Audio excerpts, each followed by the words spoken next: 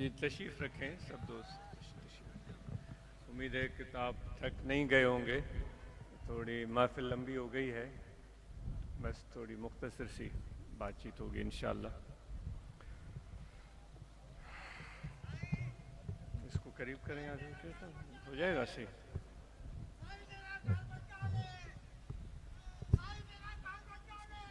ہاں بھلے کریں آرام سے.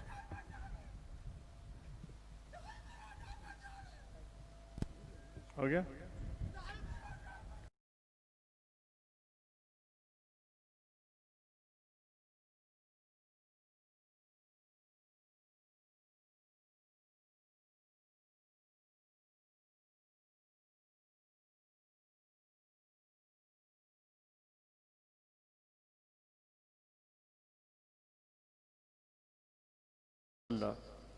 آمنت باللہ صدق اللہ مولانا العظیم وقال اللہ تبارک و تعالی فی شان حبیبہ بسم اللہ الرحمن الرحیم ان اللہ وملائکتہ یصلون علی النبی یا ایہا الذین آمنوا صلوا علیہ وسلموا تسلیما. اللہم صلی علی سیدنا و مولانا محمد وعلی آلہ واصحابہ اجمعین.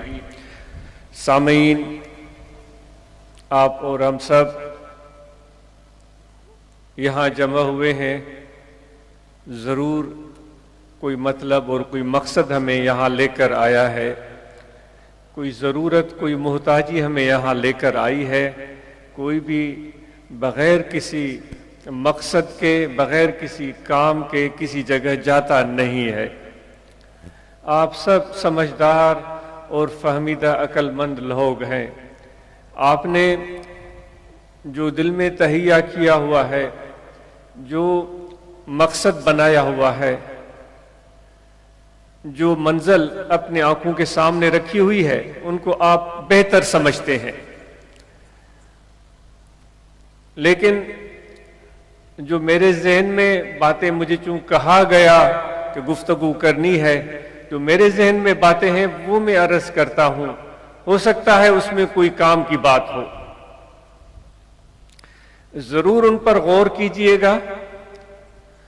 اگر وہ بامقصد چیز ہو اور درست بات ہو تو ہم سب اس پر عمل کرنے کی کوشش کریں گے. مجھے یہ محسوس ہو رہا ہے، دل گواہی دے رہی ہے کہ ہم یہاں اس لیے جمع ہوئے ہیں کیونکہ اللہ تعالیٰ فرماتا ہے کہ ایک دوسرے سے میرے لیے محبت کرو. اللہ تعالیٰ فرماتا ہے ایک دوسرے سے میرے لیے ملو. اللہ تعالیٰ فرماتا ہے ایک دوسرے کے ساتھ بیٹھو، ملو اور جدا ہو جاؤ، وہ بھی میرے لیے. مجھے محسوس ہوتا ہے کہ آپ اور ہم سب اس غرض، اس مقصد کو اپنے ذہن میں رکھ کر یہاں جمع ہوئے ہیں. یہ کام تو بظاہر ہو رہا ہے کہ ہم خدا کے لیے جمع ہوئے ہیں. سینکڑوں لوگ آئے ہوئے ہیں، نوجوان آئے ہوئے ہیں، بڑی عمر کے لوگ آئے ہوئے ہیں، مرد تو مرد، خواتین بھی آئی ہوئی ہیں. اب اتنے ہزاروں لوگوں میں سے ضرور کچھ تو ایسے لوگ ہوں گے جن کی وجہ سے خدا نے ہمیں یہاں جمع ہونے کا موقع بخشا ہے. وہ ان لوگوں کی وصفیں کیا ہوں گی؟ وہ کیسے لوگ ہوں گے کہ جن کی وجہ سے خدا کہتا ہے کہ ایک دوسرے سے مل بیٹھو؟ ان میں کوئی ایک ایسا ہوگا جس سے میں پیار کرتا ہوں، جو مجھ سے پیار کرتا ہے. ہم اور آپ اس منزل تک نہیں پہنچے ہیں تو اس کے ساتھ بیٹھنا یہ بھی بڑی سعادت ہے.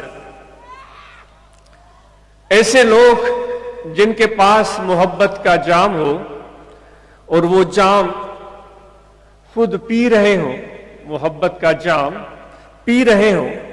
یہ کوئی زبانی لفاظی نہیں ہے، اس کے پیچھے ایک پوری حقیقت ہے. یہ شاعری نہیں ہے کہ آپ اس پر سر دھننا شروع کریں. یہ ایک سوچنے کی دعوت ہے. اگر کسی کے پاس محبت کا جام ہو، یعنی کہ محبت اس کے رگ رگ میں، اس کے بال بال میں، اس کے گوشت پوست میں، اس کے ہڈیوں میں رچ بس گئی ہو، وہ محبت کا جام پی رہا ہے. اب مجھے یا آپ میں سے کسی کو اس جام کی تلاش ہے، اس جام کو پینا چاہتا ہے، تو ایسے شخص کے پاس جانا پڑے گا جس کے پاس وہ جام ہو محبت کا. وہ ایسے لوگ ہوتے ہیں جن کو خدا نے اپنی صفت رحیمی سے نوازا ہوا ہے. وہ خود پیتے ہیں، جو ان کے پاس آ جائے اگر ان کے دل میں رحم آ جائے، وہ یہ عنایت کریں، یہ سخاوت کریں کہ اس جام میں سے کچھ قطرے ہمیں بھی عطا کر دیں، تو کوئی بعید بات نہیں ہے، ان کے لیے کوئی مشکل نہیں ہے. اگر ہمیں وہ محبت کے جام کے قطرے بھی نہیں ملے، ہمیں اس محبت کے جام کے قطرے بھی نہیں ملے، لیکن یہ کیا کم ہے کہ ان کو پیتا ہوا ہم دیکھیں گے کہ وہ محبتیں لٹا رہے ہیں، محبتیں دے رہے ہیں، محبتیں وہ تقسیم کر رہے ہیں، ان کو دیکھیں گے. اگر وہ جام نہیں ملا، اس جام کی خوشبو ہمارے دل اور دماغ تک پہنچ گئی، تو کیا یہ کم چیز ہے؟ لیکن اس محبت کے جام کو پینے والا کوئی ہاتھ میں گلاس لے کر بیٹھا ہوا نہیں ہوتا کہ ہم دیکھیں اور کہیں کہ ہاں یہ وہ شخص ہے. کیونکہ یہ وہ جام جو ہم جس جام کو میکدے میں دیکھتے ہیں، یہ اس سے مختلف ہے. اس جام کو پینے والا، اس جام کو پلانے والا، اس کی خصوصیات کیا ہو سکتی ہیں؟ اس کی خصوصیات پر جب ہم غور کرتے ہیں تو خدا فرماتا ہے کہ یہ وہ لوگ ہیں جو کامیاب ہیں، اور اس لیے کامیاب ہیں کہ ان کے دل بغض اور کینے سے پاک ہے. قد افلح من تزکا. کامیاب کون ہوتا ہے؟ ہم جو طریقت کے راہ پر چلنے والے، ہم جو حضور نبی کریم رؤوف رحیم صلی اللہ علیہ وآلہ وسلم کے راستے پر چلنے کی کوشش کر رہے ہیں، تو اس پیمانے سے، اس نظریے سے اس کو دیکھ رہے ہیں. کامیاب تو وہ ہوتا ہے جو اپنے منزل تک پہنچے، جو اپنے مقصد کو پائے، جو اپنے محبت کو پائے، جو اپنے محبوب کو پالے، اس کی قربت کو پالے، اس کی خوشنودی کو پالے. تو وہ خوشنودی کس نے پائی ہے، یہ محبوب ہی بتا سکتا ہے. ورنہ تو لیلا کے گلی میں تو سینکڑوں مجنو آ کر بیٹھ گئے تھے.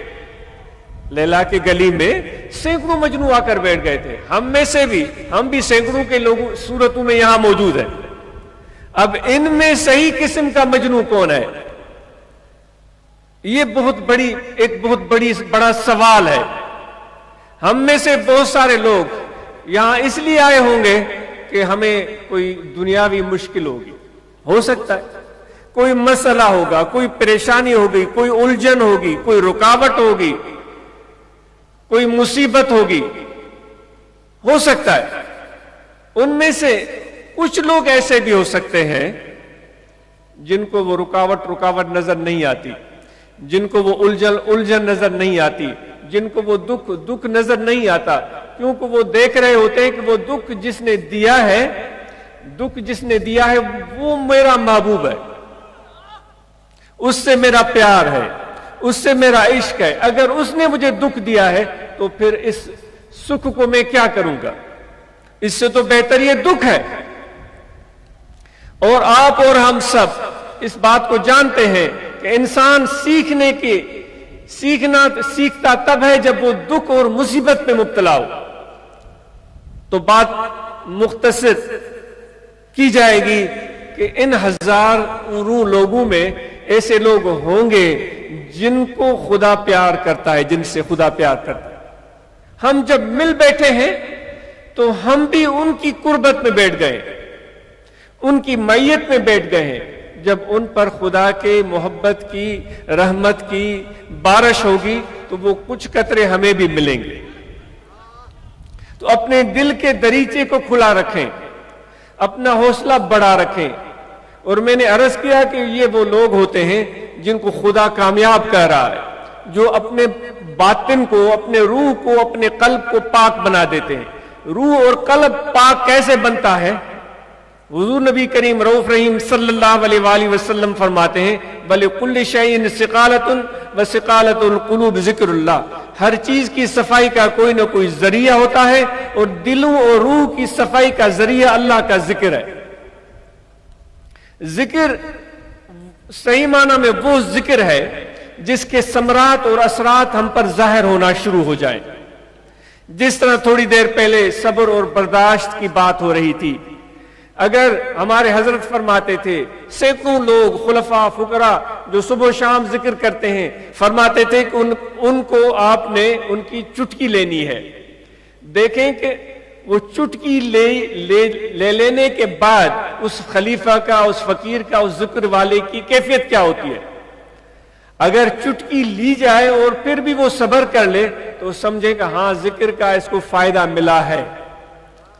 اگر اس کی چٹکی لی لیکن اس کا صبر بھی ختم ہو گیا, آپے سے باہر ہو گیا, فرماتے تھے کہ اس نے ذکر صحیح معنی میں نہیں کیا ہے. تو اس لیے میرے دوستو, ذکر ہم سب نے کرنا ہے, لیکن ذکر کے ثمرات ہمیں مل رہے ہیں یا نہیں مل رہے ہیں, اس چیز پر بھی نظر رکھنی ہے. جو ذکر کرتا ہے یقیناً اس کے دل کو صفائی ملتی ہے, اس کے روح کو پاکائی ملتی ہے, اس کی عادات میں تبدیلی آتی ہے, اس کے اخلاق میں تبدیلی آتی ہے, اس میں برداشت پیدا ہو جاتی ہے. میرے سب سے بڑے ذکر کرنے والے میرے آقا و مولا حضرت صلی اللہ علیہ وآلہ وسلم کی ذات تھی کہ آپ خود فرماتے ہیں کہ میری آنکھوں کو نیند ہوتی ہے. آپ خود فرماتے ہیں صلی اللہ علیہ وآلہ وسلم میرے دل کو نیند نہیں ہوتی, میری آنکھیں سو رہی ہوتی ہیں, لیکن آپ فرماتے ہیں میرا دل ذکر کرتا ہے. وہ ستا یہ سوہن ننڈر عبادت تنجی, جن کی نیند بھی عبادت بن جاتی ہے. ان کا اس حدیث کا ترجمہ کیا ہے شاہ عبداللطیف بٹائی رحمۃ اللہ علیہ نے, ان کی نیند بھی عبادت بن جاتی ہے جب ان کے رگو پے میں خدا کا ذکر ہوتا ہے. تو اس ذکر کو ہم نے اور آپ نے کثرت سے کرنا ہے, اور اس ذکر سے ہمیں ثمرات مل رہے ہیں یا نہیں مل رہے اس کو دیکھنا ہے. جو سب سے زیادہ ذکر کرنے والے, سب سے زیادہ اللہ تعالیٰ سے محبت کرنے والے اور اللہ تعالیٰ کے قریب میرے آقا و مولا حضرت صلی اللہ علیہ وآلہ وسلم کے حیات طیبہ کو دیکھتے ہیں, جس کی قرآن مجید میں اللہ تعالیٰ تعریف فرماتا ہے کہ میرے نبی کی زندگی کو, میرے نبی کے اخلاق کو, ان کی عادات کو, ان کے اسوہ حسنہ کو دیکھو. ان کا طریقہ کیا تھا؟ جو لوگ آپ کے راستے میں کانٹے بچھاتے تھے, کبھی بھی ان کے کانٹے بچھانے پر آپ چیب جبی نہیں ہوئے, کبھی بھی ان پر ناراضگی کا اظہار نہیں کیا, صبر سے جاتے رہے, آتے رہے. لیکن جب وہ کانٹے نظر نہیں آئے تو بے چین ہوئے. کتنی دلچسپ بات ہے. اے محمدی, اے صدیقی, اے نقشبندی, اے غفاری, بخشی, ذرا سوچنے کی بات ہے. ہم تو کانٹے راستے میں ہوں تو لڑ پڑتے ہیں کہ کس نے کانٹے بچھائے, لیکن حضور نبی اکرم نور مجسم صلی اللہ علیہ وآلہ وسلم کانٹوں پر گزرتے رہے, آتے رہے, جاتے رہے, کبھی بھی چیب جبی نہیں ہوئے. لیکن کانٹے نظر نہیں آئے تو پریشان ہو گئے. آپ نے پوچھا کیا ہوا آج اس ہمارے یاد کرنے والے کو اس کے کانٹے راستے میں نظر نہیں آئے؟ تو صحابہ نے عرض کیا کہ یا رسول اللہ صلی اللہ علیہ وسلم, وہ ایک بوڑھی عورت ہے جو آپ سے ناراضگی کی وجہ سے آپ کے راستے میں کانٹے بچھاتی ہے. وہ بیمار ہو گئی ہے, اس میں اتنی سکت بھی نہیں کہ اپنے چارپائی سے اٹھ سکے, تو اس لیے آج اس نے کانٹے نہیں بچھائے. تو آپ صلی اللہ علیہ وآلہ وسلم پریشان ہو گئے, ملول ہو گئے, بے چین ہو گئے. آپ نے فرمایا کہ وہ بیمار ہو گئی ہے, تو آئیے ہم اس سے تبہ پرسی کے لیے چلتے ہیں. ہمارے اس سلسلہ عالیہ نقشبندیہ کی ابتدا صدیق اکبر رضی اللہ تعالیٰ عنہ سے ہوتی ہے. ایک مرتبہ آپ صلی اللہ علیہ وآلہ وسلم نے 6-7 چیزیں دریافت کی تھی. ہے آپ میں سے کوئی جس نے کسی بھوکے کو کھانا کھلایا ہو؟ صدیق اکبر رضی اللہ تعالیٰ عنہ نے اپنے پیارے نبی کے سامنے عرض کیا کہ یا رسول اللہ صلی اللہ علیہ وسلم خدا نے مجھے توفیق دی. پھر پوچھا ہے آپ میں سے کوئی جس نے کسی بیمار کی طبع پرسی کی ہو, کسی بے لباس کو لباس پہنایا ہو؟ 6-7 چیزیں پوچھی. تو 7 چیزوں کے جواب میں صدیق اکبر نے لبیک کہا تھا کہ آپ کے حکم کی اطاعت میں, آپ کے فرمان کی اطاعت میں مجھے یہ توفیق ملی ہے. تو آپ اور ہم صدیق اکبر رضی اللہ تعالیٰ عنہ کی نسبت کا اعزاز رکھتے ہیں. کتنے ہیں آپ میں سے وہ لوگ جنہوں نے کبھی کوئی آٹے کا 1 کلو اپنے پڑوسی کو دیا ہو؟ کتنے ہیں ہم میں سے کچھ ایسے لوگ جنہوں نے کچھ پھل فروٹ خود اپنے لیے بھی لیے ہوں, اپنے کسی مہربان کے لیے بھی لیے ہوں, کسی ضرورت مند کے لیے لیے ہوں؟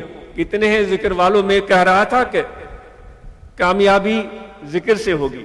ذکر کس کا چلتا ہے اس کی نشانیاں ہوتی ہیں. وہ نشانیاں ہی تو میں عرض کر رہا ہوں. کتنے ہیں ہم میں سے وہ لوگ جب انہوں نے دیکھا کہ کسی کا بچہ تعلیم سے محروم ہے, وہ اپنی بیوہ ماں کی ضروریات کو پورا کرنے کے لیے کم عمری میں مزدوری کرتا ہے ہم میں سے اور آپ میں سے کوئی ایک شخص ایسا یا بہت سارے ایسے ہیں جس نے اس بچے کی کفالت اپنے ذمے لی ہو, بغیر کسی لالچ اور طمع کے اس کی تعلیم کا بندوبست کیا ہو؟ حضور نبی اکرم صلی اللہ علیہ وآلہ وسلم عید کے دن مسجد میں گئے تو ایک چھوٹے بچے کو آپ نے ملول دیکھا. آپ نے فرمایا آج عید کا دن ہے, سارے بچے خوشیاں منا رہے ہیں, کپڑے انہوں نے نئے پہنے ہوئے ہیں, تم پریشان اور ملول بیٹھے ہوئے ہو. تو اس نے عرض کیا کہ یا رسول اللہ صلی اللہ علیہ وسلم میرا والد نہیں ہے, اور شاید اس نے یوں کہا کہ میری والدہ نے شادی کر لی ہے, اب مجھے پوچھنے والا کوئی نہیں ہے. تو اس یتیم بچے کو اب آپ نے اس کا ہاتھ اپنے ہاتھ میں لیا اور اپنے گھر لے گئے. اپنے ازواج مطہرات کو فرمایا, اپنے حرم کو فرمایا کہ یہ آج ہمارے ساتھ تیاری کر کے عید نماز پر جائے گا. اس کو نہلایا گیا, اس کو اچھے کپڑے پہنائے گئے, فرمایا گیا تو اکیلا نہیں ہے, ہم ہیں تیرے لیے, تیرے ماں باپ یہاں موجود ہیں, تیری بہنیں یہاں موجود ہیں, اکیلا مت سمجھ. اس کو سرما بھی لگایا گیا, اس کے بالوں کو تیل بھی لگایا گیا, اس کو خوشبو بھی لگائی گئی, اور آپ اپنے ساتھ لے کر عید نماز پر اپنے صحابہ کے سامنے آئے. تو میرے دوستو, یہ ہم اور آپ کی عادت بن جانی چاہیے. ایک تو صبر اور برداشت ہمارے اندر اتنی زیادہ ہو کہ 13 سال میرے نبی آقا انعامدار حضرت صلی اللہ علیہ وآلہ وسلم نے جب آپ کو کس تکلیف سے گزرنا نہیں پڑا, مکہ میں کیا کیا مصیبتیں اٹھانی نہیں پڑی, آپ نے کبھی حرف شکایت زبان پر نہیں لائے, یہاں تک کہ آپ کے رشتہ داروں نے آپ سے قطع تعلق کر لیا, سالوں انہوں نے سلام کلام کرنا بند کر دیا, ایک وادی میں آپ محدود ہو گئے.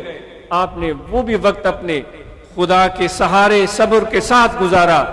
تو یہ وہ تعلیمات ہیں جو حضور نبی اکرم نور مجسم صلی اللہ علیہ وآلہ وسلم نے ہمیں سکھائی ہیں. تو آپ نے بھی اس ٹھنڈی اور میٹھی طبیعت کا مالک بن کر اپنی زندگی کو گزارنا ہے. یاد رکھیں, اپنے دماغ کو ٹھنڈا رکھیں, غصہ بھی آ جائے تو بھی اپنے دماغ کو ٹھنڈا رکھیں. حضور نبی اکرم نور مجسم صلی اللہ علیہ وآلہ وسلم فرماتے ہیں اگر غصہ آئے کھڑے ہوئے ہو تو بیٹھ جاؤ, بیٹھے ہوئے ہو تو کھڑے ہو جاؤ, پھر بھی ختم نہیں ہو رہا غصہ تو پانی پی لو.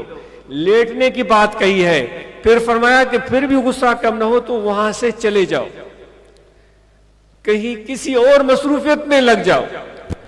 تو اس لیے میرے دوستو, یہ چیزیں ہم اور آپ اپنے اندر پیدا کریں.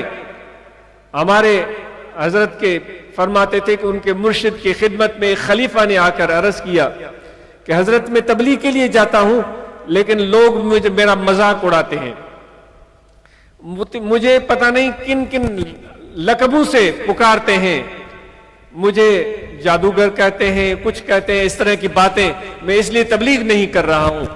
تو آپ ہمارے حضرت فرماتے کہ میرے مرشد نے ان کو فرمایا، کیا تم تبلیغ تب کرو گے لوگ جب تمہیں ولی کہیں، لوگ جب تمہیں نبی کہیں، نعوذ باللہ من ذالک، یا قطب ابدال کہیں، پھر تم تبلیغ کرو گے؟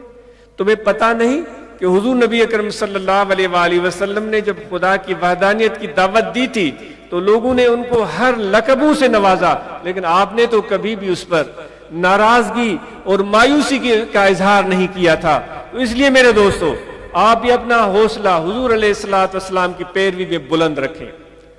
جو اپنی معیشت کو مضبوط بنانے کی بات ہے تو ہماری پہلی ذمہ داری ہے، خوب محنت کریں اپنے کاروبار میں، تجارت میں، تاکہ خدا آپ کو برکت دے، آپ کو کامیابی دے۔ اور اس لیے کامیابی ضروری ہے کہ آپ اپنے بچوں کی، اپنے خاندان کی ضروریات کو پورا کریں، اپنے والدین کی خدمت کر سکیں۔ اس لیے ضروری ہے تاکہ آپ اپنے بھائیوں کی مدد کر سکیں، ضرورت مند لوگوں کی مدد کر سکیں، اپنی معیشت کو مضبوط بنائیں، اپنے بچوں کی تعلیم کا خیال رکھیں، اپنے بچوں کو اپنے قریب رکھیں۔ اگر آپ سے دور بھی رہتے ہیں، کالج میں، یونیورسٹی میں پڑھ رہے ہیں، بہت دور ہے، تو ماں باپ کو بھی چاہیے کہ اپنے بچوں سے روزانہ بات کریں، اور بچوں کو بھی چاہیے کہ اپنے ماں باپ کے ساتھ روزانہ بات کریں، اور ان کو اپنی خیالات، احساسات، محبت کا اظہار، پیار کا اظہار، قربت کا اظہار کھل کر کریں، تاکہ یہ محبت ماں باپ اور اولاد کے درمیان اور بڑھے۔ یہ بنیاد ہے آپ کا۔ جب ہماری فیملی مضبوط ہوگی، ہمارا خاندان مضبوط ہوگا، تو ہم باہر اعتماد کے ساتھ اپنی زندگی کو جی سکیں گے، اور لوگوں کے لیے ہم اچھے اچھے کام کر سکیں گے۔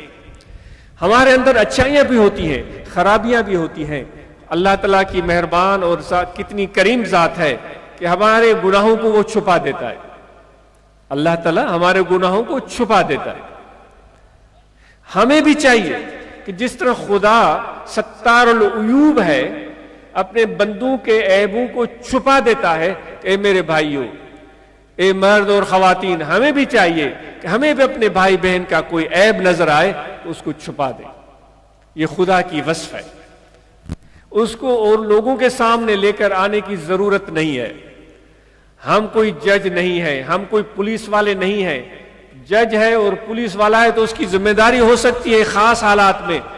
ہم اپنے رب اور اس بندے کے درمیان جو تعلق ہے، اور خدا جس طرح اس پر مہربانی فرماتا ہے، ہمیں بھی چاہیے کہ ہم اس کی پردہ پوشی کریں، اپنا دل بڑا کریں، اپنا حوصلہ بڑا رکھیں، اپنے اندر جھانک کر دیکھیں، اپنی خرابیاں ہمیں نظر آئیں، لوگوں کی خرابیاں ہمیں نظر نہ آنے پائیں۔ اوروں کی خرابیاں اس لیے ہمیں نظر آتی ہیں کہ ہمیں اپنی خرابیاں نظر نہیں آتی، اس لیے ہم اور لوگوں کی خرابیاں دیکھتے ہیں۔ وہ جس طرح کہتے ہیں، سارا جگ ڈھونڈے دی وطاں میں جہاں برا نکو، میں نے سارا جگ دیکھا ہے، سب لوگ مجھے اچھے نظر آئے، خرابی اگر ہے تو میرے نفس میں ہے۔ اچھا گمان رکھو۔ حضور علیہ الصلوۃ والسلام فرماتے ہیں کہ اپنے بھائیوں کے بارے میں اچھا گمان رکھو۔ اچھے گمان کا مطلب یہ نہیں ہے کہ آپ غیر ضروری میری یا کسی اور کی تعریف کریں۔ سعدی کا قول اس میں حرف آخر بن جاتا ہے اس ناچیز کی نظر میں، کہ وہ فرماتے ہیں کسی نے کسی کے بارے میں پوچھا کہ وہ کیسا بندہ ہے، کوئی کام ہوگا، کوئی تجارت ہوگی، کوئی لین دین ہوگی، کچھ بھی ہوگا، تو سعدی کہتا ہے کہ اس درویش نے اس کو جواب دیا، برظاہرش عیب نمی بینم واس باطنش غیب نمی دانم، اس کے ظاہر پر میں کوئی عیب نہیں دیکھتا اور اندر کے غیب کا مجھے پتہ نہیں ہے۔ یعنی اتنی خوبصورت بات کہی کہ جس میں کوئی بھی غیر ضروری جملہ نہیں ہے۔ تو اس لیے میرے دوستو، اللہ کا ذکر جو ہمارے لیے نجات کا ذریعہ ہے، اور مرشد کامل کی نسبت اور رابطہ جو ہمیں خدا کی طرف سے ایک تحفہ ملا ہے، اس کو اس طرح سمجھو جس طرح نوح علیہ السلام کے زمانہ میں جو طوفان آیا تھا اور سیلاب آیا تھا، اور آسمان اور زمین سے پانی ابل پڑا تھا اور سارے دنیا میں پانی چھا گیا تھا، اور جس طرح قرآن مجید میں اللہ تعالیٰ فرماتا ہے کہ پہاڑوں کی چوٹیاں بھی اس میں چھپ گئی تھیں، تو اتنے بڑے سیلاب اور طوفان میں بچے وہ لوگ تھے جو اس کشتی نوح میں سوار تھے۔ مجھے تو ایسا لگتا ہے، میں اپنی بات کروں گا کہ اپنے مرشد کے ساتھ نسبت طریقت کے ساتھ وابستگی مجھے ایسے لگتی ہے جیسے میں کشتی نوح میں بیٹھا ہوا ہوں۔ چغم از موج بہراراں چوں باشد نوح کشتی باں، دریا کے موجوں کی کیا پرواہ، دریا کے موجوں کی، سمندر کے موجوں کی کیا پرواہ، جب میرا کشتی باں نوح جیسا ہو تو مجھے کیا فکر ہے۔ تو ہمیں بھی جب مرشد کامل کی نسبت اور محبت مل گئی ہے تو اس میں اتنی یکسوئی اور اتنی استقامت ہو جس طرح نوح کی کشتی میں بیٹھے ہوئے لوگ بڑے سکون سے بیٹھے ہوئے تھے۔ جب آپ کا یقین اس پیمانے پر پہنچے گا تو خدا کی مدد بھی اس طرح پہنچے گی۔ ایک شخص تھا ہمارے حضرت کی خدمت میں آیا، اس نے عرض کیا کہ حضرت میں سفر میں تھا، جنگل میں تھا، مجھے لوگوں نے منع کیا کہ شام کو مت نکلنا، لیکن میں چل پڑا۔ لیکن میں یہ حضور پیر مٹھا رحمت اللہ تعالیٰ علیہ کی خدمت میں اس نے آ کر بات بیان کی، میں چل پڑا تو ایسے علاقے میں پہنچا جہاں پر جس کو ہم کچے کا علاقہ کاچو بولتے ہیں، لا اینڈ آرڈر کی سچویشن خراب ہوتی ہے، میں وہاں پہنچ گیا، اندھیرا چھا گیا، اچانک میرے سامنے ڈاکو آ گئے، مجھے ڈاکو نے گھیر لیا۔ یہ فقیروں، یہ یقین کی بات ذرا ذہن سے، ذرا دل سے سننا، مجھے ڈاکو نے گھیر لیا۔ میرے دل میں یہ فکر پیدا ہوئی کہ اب یہ مجھے چھوڑیں گے نہیں، جو تھوڑی بہت چیزیں ہیں وہ بھی چھین لیں گے، ہو سکتا ہے مجھے اغوا کریں یا مجھے مار دیں۔ تو میں دل میں اپنے مرشد کی طرف متوجہ ہوا، اپنے مرشد کی طرف متوجہ ہوا۔ وہ کہتا ہے کہ صحیح میں اس علاقے کا رہواسی ہوں، اس علاقے میں آتا جاتا ہوں، وہاں کبھی بھی پولیس نہیں آتی، لیکن کہتا ہے میں نے جیسے ہی مرشد کی طرف توجہ کیا تو اچانک جیپ کی آواز آئی اور جیپ میں پولیس والے پہنچ گئے۔ وہ جیپ سے پولیس والے اترے، جب پولیس والوں کو ڈاکوؤں نے دیکھا تو وہ ڈاکو بھاگ گئے۔ انہوں نے کہا کہ بھائی اس رات کے اندھیرے میں تم یہاں کیوں کھڑے ہو؟ اس نے کہا مجھے اپنی منزل پر جانا ہے۔ انہوں نے مجھے اپنی جیپ میں بٹھایا، اپنی منزل پر پہنچایا۔ تو حضرت نے کیا فرمایا؟ اس نے کہا کہ وہاں پولیس آتی نہیں، کوئی تھانہ بانا کچھ بھی نہیں۔ حضرت نے فرمایا کہ یہ کوئی عام پولیس نہیں تھی، یہ اللہ والوں کی پولیس تھی۔ جب تمہارا یقین کامل تھا، تمہارا اعتقاد مضبوط تھا، تو خدا کی طرف سے وہ اللہ والوں کی پولیس پہنچ گئی۔ تو میرے دوستو، ہمارے یقین اور اعتقاد میں کمی ہے، اس لیے ہم پیچھے ہیں۔ جتنی محبت اور یکسوئی حاصل ہوگی، کیونکہ دل کا جو کعبہ وہ قبلہ ہے، وہ مرشد کی ذات ہے۔ جتنا ہمارا رخ اپنے مرشد کی ذات کی طرف سیدھا ہوگا، اتنا ہی فیض ہمیں ملے گا، اور اتنی ہی ہمیں روحانیت ملے گی، اتنی ہمارے اندر انسانیت پیدا ہوگی، اتنا ہی ہمارے دل میں پیار پیدا ہوگا، اتنی ہمارے اندر برداشت پیدا ہوگی، اتنا ہی ہم مخلوق خدا کے لیے اچھے بنتے چلے جائیں گے۔ کیونکہ ہمارے مشائخ نے تو یہی کیا ہے۔ حضرت ابوالحسن خرقانی، جن کے ساتھ ہماری نسبت ہے، انہوں نے تو اپنی دربار پر لکھوا دیا تھا۔ ہمارے سندھ کے شاعر، ہمارے حضرت کے شاعر، وہ کیا خوبصورت شعر کہتے تھے، پوچھے کی نہ نالو، پوچھے کی نہ پاڑو، نہ کی ذات نالو، اچے جو امید سارے، ونجے کی نہ پالو۔ فرماتے ہیں کہ ہمارے مرشد تو ایسے ہیں جو نام بھی نہیں پوچھتے، ذات بھی نہیں پوچھتے، وہ جو بھی آتا ہے اس کی جھولیاں بھر دیتے۔ وہ خواجہ ابوالحسن خرقانی نے اپنے دربار کے باہر لکھا تھا کہ جو بھی آئے اس سے نام بھی نہ پوچھو، اس سے ذات بھی نہ پوچھو، اس کو پیار دو، اس کو عزت دو، اور اس کو کھانا کھلاؤ۔ تو میرے بھائیوں، جتنی محبت اور یقین ہمیں حاصل ہوگا، اتنا ہی فیض ہمیں حاصل ہوگا۔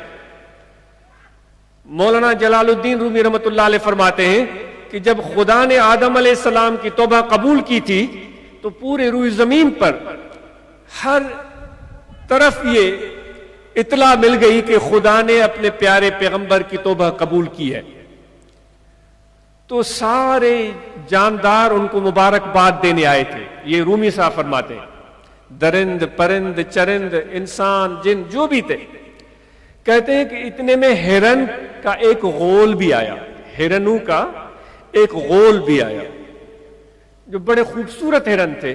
انہوں نے آ کر خدا کے پیغمبر کو مبارک دی کہ خدا نے آپ کی توبہ قبول کی، آپ کو مبارک ہو۔ تو ان ہرنوں کی شکل، ان کی آنکھیں، ان کی رنگت، ان کی چال ڈھال آدم علیہ السلام کو پیاری لگی، تو آپ ان ہرنوں کے قریب چلے گئے۔ آدم علیہ السلام ان ہرنوں کے قریب چلے گئے اور ان ہرنوں کے پیٹھ پر ہاتھ پھیرنے لگے، ان ہرنوں کے پیٹھ پر ہاتھ پھیرنے لگے۔ تو خدا کے پیغمبر تھے، خدا کے محبوب تھے۔ ہاتھ پھیرنے کی برکت یہ ہوئی کہ وہ ہرن کے جسم میں خوشبو پیدا ہو گئی۔ وہ نافا والا ہرن سنا ہے، نافا والا جس کا مشک بنتا ہے، ان کے بلڈ میں خوشبو آ گئی۔ وہ رومی فرماتے ہیں جب واپس اپنے غول میں گئے اور ہم جنسوں میں گئے، انہوں نے کہا بھائی یہ کیا ہوا، پہلے تو یہ خوشبو آپ میں نہیں تھی، آج خوشبو یہ کہاں سے آ گئی؟ تو انہوں نے کہا کہ ہمیں تو کچھ پتا نہیں، خدا کے پیغمبر کی بارگاہ میں گئے تھے، ہم نے ان کو مبارکباد دی، انہوں نے ہاتھ پھیرا، اس کے بعد خوشبو آ گئی ہے۔ تو جتنے ہرن تھے انہوں نے کہا کہ بھئی ان کو یہ برکت ملی ہے تو ہمیں بھی ملنی چاہیے۔ وہ بھی سارے کے سارے آدم علیہ السلام کے پاس گئے، انہوں نے بھی مبارک دی اور فرمائش کر کے ہاتھ بھی پھیروایا کہ صحیح ہمارے پیٹھ پر بھی ہاتھ، ہم بھی کہتے ہیں صحیح میرے پیٹھ پر بھی ہاتھ پھیرو۔ انہوں نے فرمائش کر کے ہاتھ بھی پھروایا، لیکن وہ رومی کہتے ہیں کہ ان کے بلڈ میں وہ خوشبو پیدا نہیں ہوئی۔ پہلے ہرنوں کے بلڈ میں وہ خوشبو پیدا ہوئی۔ وہ رومی کہتے ہیں یہ کیا فرق ہے؟ وہ رومی کہتے ہیں پہلے والے جو ہرن گئے تھے وہ آدم علیہ السلام کے محبت میں گئے تھے، ان کا کوئی مطلب نہیں تھا، اپنا ذاتی کوئی مقصد نہیں تھا، ان کے دل میں صرف محبت تھی، خدا کے پیغمبر کے ساتھ پیار تھا، تو اس وجہ سے وہ برکت ملی۔ آگے آپ خود پڑھیں، میرا بہت پہلے کا واقعہ پڑھا ہوا ہے، لیکن جو بعد میں ہرن گئے تھے وہ دل میں ایک اپنا ذاتی مطلب لے کر گئے تھے کہ ہمیں یہ برتری ملے، ہمیں یہ خصوصیت ملے۔ جس طرح ہم کہتے ہیں کہ بھئی میں جس طرح کرسی پر بیٹھا ہوں تو اچھا محسوس ہو رہا ہے نا، بھئی میں بڑا نمایاں جگہ پر بیٹھا ہوں۔ ہر انسان کی فطرت میں یہ چیز ہوتی ہے، یہ اچھی چیز نہیں ہے۔ میرے بھائیوں، اتنے لوگوں کا توجہ حاصل کرنا یہ کوئی بڑی بات نہیں ہے میرے دوستوں۔ وہ سب ہرن سب لوگوں کا توجہ کھینچ لیتے ہیں، لیکن وہ جو ہرن گئے تھے انہوں نے آدم علیہ السلام کا توجہ نہیں کھینچا تھا، انہوں نے آدم علیہ السلام کا پیار جیتا تھا، انہوں نے آدم علیہ السلام کی نظر میں عزت حاصل کی تھی۔ تو اتنے لوگوں کا توجہ حاصل کرنا یہ کوئی بڑی بات نہیں، اتنے لوگوں کا پیار جیت لینا، اتنے لوگوں کے سامنے عزت کما لینا یہ بڑی بات ہے۔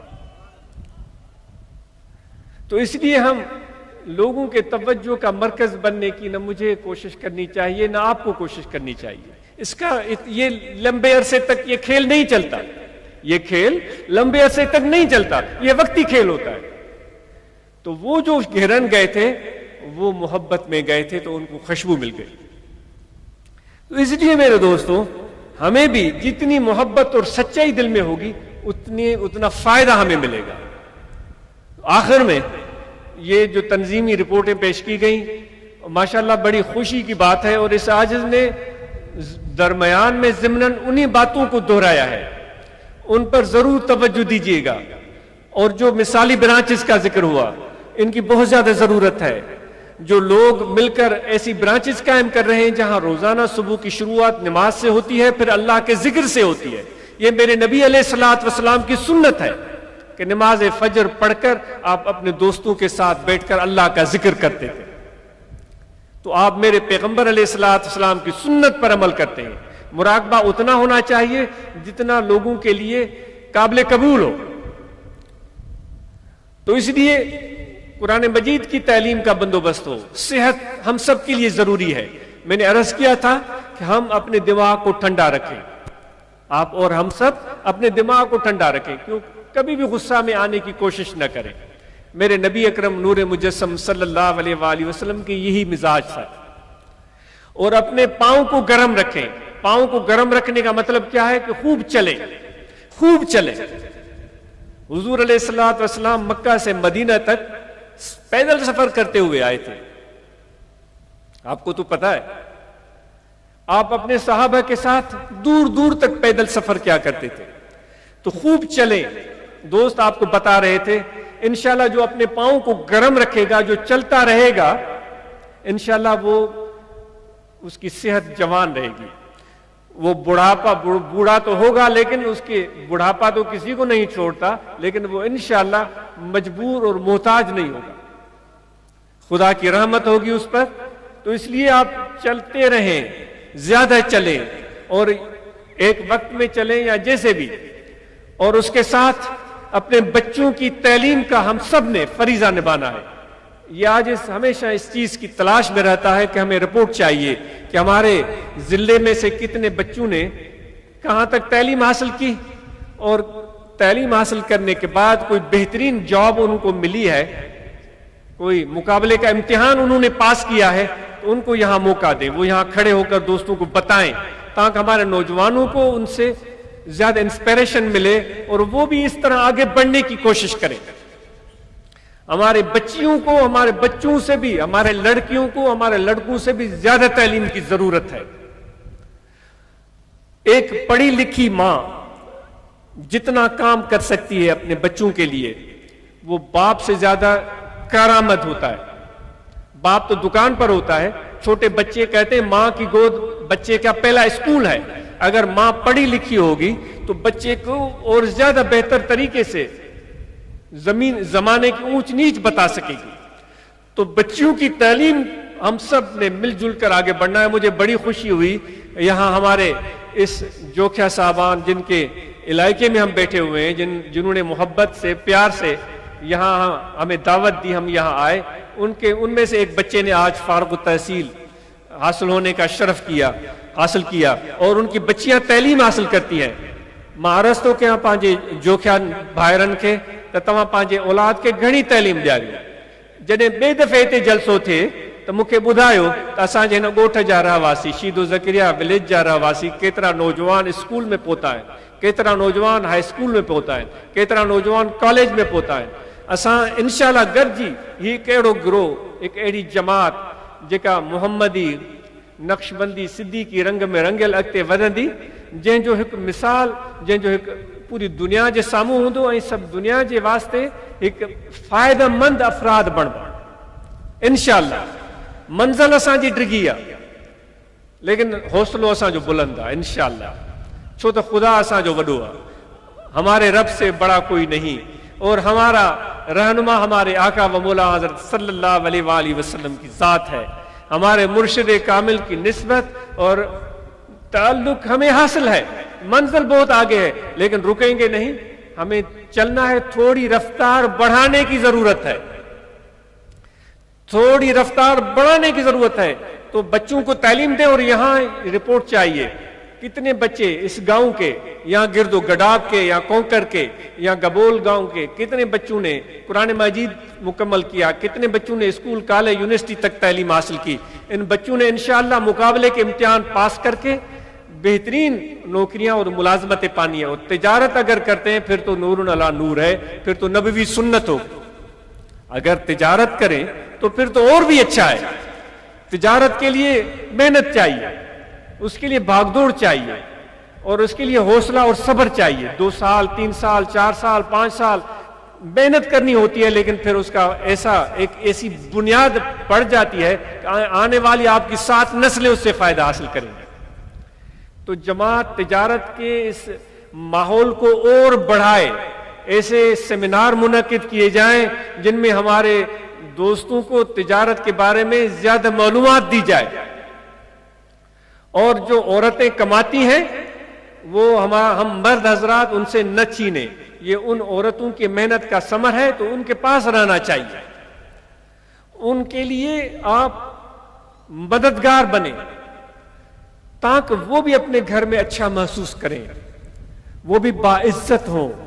خدا نے انسان اور مرد کو ایک جیسا پیدا کیا ہے تو ان کو بھی اتنا ہی حق ہے جتنا ہمیں حق ہے، اور درخت لگانے کے معاملے میں دوستوں نے جو کوششیں کی ہیں ان کو بڑھانے کی ضرورت ہے، اور انشاءاللہ یہ ہم سب مل جل کے درخت لگائیں گے۔ اب موسم آ رہا ہے، درخت لگائیں اور درختوں کو کامیاب کریں، اور ان کو خصوصاً نیم کا درخت ہے، ببول ہے، اور پھر سندھی میں بڑ چوندا ہے، پپل چوندا ہے، برگد ہے، پیپل ہے، ایسے جو بھی آپ سمجھیں۔ اگر آپ کا موسم اچھا ہے تو پھلدار درخت لگا سکتے ہیں جس میں پرندے آ کر چہچہائیں گے۔ ہم باہر رہتے ہیں تو وہاں چھوٹا سا ایک پیچھے بھی درخت ہیں، بہت بڑے آگے بھی درخت ہیں، تو صبح جب آنکھ کھلتی ہے وہاں پرندے آ کر چہچہاتے ہیں، اتنا سکون ملتا ہے، اتنی فرحت ملتی ہے جن کو الفاظ میں ہم بیان نہیں کر سکتے۔ تو ان پرندوں کے لیے بھی آپ مددگار بنیں، ان کے گھروں کو مت اجاڑیں۔ یہ پرندے خدا کی طرف سے عطا کردہ بڑی نعمت ہے، ان سے پیار کریں، خدا کی تخلیقات سے آپ پیار کریں کہ خدا آپ سے پیار کرے گا۔ کیا حضور نے فرمایا ہے کہ زمین والوں پر رحم کرو تو آسمان والا آپ پر رحم کرے گا۔ ہر ایک کے پیچھے چھری لے کر کھڑے نہ ہو جائیں، بھائی یہ کبوتر ہے تو اس کو نہیں چھوڑنا ہے، یہ فلاں بٹیر ہے تو اس کو نہیں چھوڑنا ہے۔ بھائی آپ کو کھانے کے لیے بہت ساری چیزیں مل جاتی ہیں، ان پرندوں پر رحم کریں۔ ہاں، ان کی آپ کے پاس کیمرائیں ہیں، ان کی اچھی اچھی تصویریں بنائیں اور پھر دیکھیں کتنے پیارے لگتے ہیں۔ سوشل میڈیا پر وہ تصویریں بھی آپ لگا سکتے ہیں، خوبصورت پرندوں کی تصویریں کتنی پیارے لگتے ہیں، درخت کتنے پیارے لگتے ہیں۔ یہ خدا نے اتنی حسین زمین آپ کے حوالے کی ہے، اس کو اور پیارا بنانا ہم سب کی مشترکہ ذمہ داری ہے۔ تو وفود جتنے بھی ہیں وہ اپنے کام کو بڑھائیں، خلفائے کرام اپنے حلقہ اثر میں تبلیغ کے کام کو بڑھائیں، اور وفود جب نکلے تو وہ زیادہ محبت اور شوق سے نکلے۔ اگر 2-2 3-3 راتیں گزارتے ہیں تو اور بھی اچھا ہے۔ میں نے دیکھا ہے اگر 2-2 3-3 راتیں اس طرح ہم گزاریں اور خود اپنا کام بھی کریں اور پر بوجھ بھی نہ بنے، خود اپنا کام کریں، اس سے استقامت پیدا ہوتی ہے، طریقت میں استقامت پیدا ہوتی ہے، وہ سالہ سال اس کے فائدے ملتے ہیں۔ تو وفود جتنے بھی ہیں وہ منظم طریقے سے کام بڑھائیں، برانچز بڑھنی چاہیے، روحانیت الجماعت کے کام کو اور بہتر ہونا چاہیے۔ آپ سب کا شکریہ جنہوں نے یہ محفل منعقد کی، انتظامات کیے، ان سب کا شکریہ۔ طوالت کلامی کے لیے معذرت، آپ اپنی دعاؤں میں یاد رکھیں۔ یہ کلب ہے، یہاں سب آپ کو اجازت دی جا رہی ہے، اپنے دل، یہ دل ہے، دل کی طرف توجہ کریں۔ یہاں یہ پستان ہے، پستان کی سائیڈ میں یہاں دل ہے، اس دل کی طرف توجہ کریں کہ دل آپ کا ذکر کر رہا ہے، اللہ اللہ اللہ اللہ اللہ۔ یہ ایک مرتبہ اللہ کو یاد کرتے ہیں، اللہ تعالیٰ آپ کو 70 مرتبہ یاد فرماتا ہے۔ تو یہ ذکر کے لیے کوئی شرط نہیں، وضو ہو یا نہ ہو، گھر میں، شہر میں، بازار میں، ہر جگہ دل کی طرف توجہ کریں، اللہ اللہ اللہ اللہ اللہ اللہ۔ سب جتنے سامعین ان کو ذکر کی اجازت، جتنی خواتین ان کو ذکر کی اجازت، توجہ رکھیں، اللہ اللہ اللہ۔ یہ مردہ دل کو زندہ کرے۔ وہ جو ابھی بات ہو رہی تھی، کامیاب وہ ہوا جس نے اپنے اندر کو پاک بنایا اور پھر ذکر اسم ربی، اپنے پروردگار کے نام کو یاد کیا اور پھر نماز ادا کی۔ بھئی یہ نہ اگر 2-3 کام ہم کریں زندگی ہماری گل و گلزار بن جائے گی۔ نماز پڑھیں اور اللہ کا ذکر کریں اور خوب محنت کریں، آگے بڑھیں، اپنی معیشت کو مضبوط کریں، اپنے کاروبار کو مضبوط کریں، اور کسی کو کاروبار کرنے کی ضرورت ہے تو اس کی مدد کریں، ان کا ہاتھ پکڑیں، ان کو بتائیں کہ اس طرح تمہارا کام ہوگا، اس کو رہنمائی دیں۔ آپ کو خدا اتنا عطا کرے گا کہ آپ اور ہمارے تصور میں بھی نہیں ہے۔ ہم ایک دوسرے کی مدد کریں گے جتنا بھی ممکن ہو سکا، ہاتھ اوپر کر کے ہم عہد کرتے ہیں ایک دوسرے کی مدد کریں گے، ایک دوسرے سے تعاون کریں گے، تعاونوا علی البر والتقوی، اچھے کاموں میں ہم ایک دوسرے سے تعاون کریں گے، اور انشاءاللہ اس طرح یہ ہم مل جل کر ہاتھ میں ملا کر انشاءاللہ ہاتھ میں ملا کر آگے بڑھیں گے، اور ہمارے درمیان جو مشترکہ چیز ہے وہ طریقہ ہے، طریقہ آل نقش بندی ہے، جس نے ہمیں جوڑ کے رکھا ہوا، ہماری مرشد کی ذات ہے، اس نے ہمیں جوڑ کے رکھا ہوا۔ نماز پنجگانہ ادا کریں، نماز میں کوئی مرد یا عورت سستی نہ کرے، رمضان کے مہینے کے روزے رکھیں، زکوٰۃ جن پر واجب ہے وہ زکوٰۃ ادا کریں، حج پر جن پر فرض ہے، ہر ایک پر فرض نہیں ہوتا، جن پر فرض ہے وہ زندگی میں ایک بار حج ادا کریں، اور اپنے والدہ کے چہرے کو دیکھنا، حضور علیہ الصلوۃ والسلام نے سینکڑوں عمروں سے بھی زیادہ اس کا ثواب بیان کیا ہے۔ اپنی ماں سے جب ملے تو اس کا ہاتھ پکڑ کر کے بیٹھا کریں، اس کی باتیں سنا کریں، اس کے ہاتھوں کو، اس کے پیشانی کو بوسہ دیا کریں، اپنے بیٹے اور بیٹیوں کے پیشانی پر بوسہ دیا کریں، کیونکہ یہ نبوی سنت ہے۔ عائشہ صدیقہ رضی اللہ تعالیٰ عنہ فرماتی ہیں کہ نبی اکرم نور مجسم صلی اللہ علیہ وسلم جب بھی باہر لے جاتے میرا بوسہ لیتے، گھر آتے پھر میرا بوسہ لیتے، یہ نبوی سنت۔ دیکھیں کر کے تو دیکھیں، جو پتھر کی طرح ہمارا دل ہے نا، جو ہمارا چہرہ ہمیشہ لال ببوکا رہتا ہے، غصے میں لال پیلا رہتا ہے، اس میں انشاءاللہ یہ جو اعصاب ہمارے ہر وقت تنے رہتے ہیں، کس طرح وہ ڈھیلے ہوتے ہیں، کس طرح اعصاب پرسکون ہوتے ہیں، کتنی طبیعت نرم ہو جاتی ہے۔ میرے نبی سے بڑھ کر تو کوئی نرم تھا ہی نہیں۔ لَقَدْ جَاءَكُمْ رَسُولٌ مِّنْ أَنفُسِكُمْ عَزِيزٌ عَلَيْهِ مَا عَنِتُّمْ حَرِيصٌ عَلَيْكُمْ بِالْمُؤْمِنِينَ رَءُوفٌ رَحِيمٌ۔ یہ اعصاب آپ کے ٹھنڈے ہو جائیں گے تو اپنے بیٹے اور بیٹیوں کو آپ امام حسن امام حسین علیہ السلام کو سینے سے لگاتے تھے، گود میں بٹھاتے تھے۔ کیوں آپ اور ہم اتنے معتبر بن گئے ہیں؟ پگڑی کیا سر پر آ گئی، دماغ ہمارا ٹھکانے نہیں رہا، بھائی میں تو پیر صاحب ہوں، میں تو خلیفہ صاحب ہوں، میرے لیے مصلی کہاں ہے، میری چپل اس نے سیدھی نہیں کی، یہ اس چکر میں مجھے نہیں پڑھنا چاہیے۔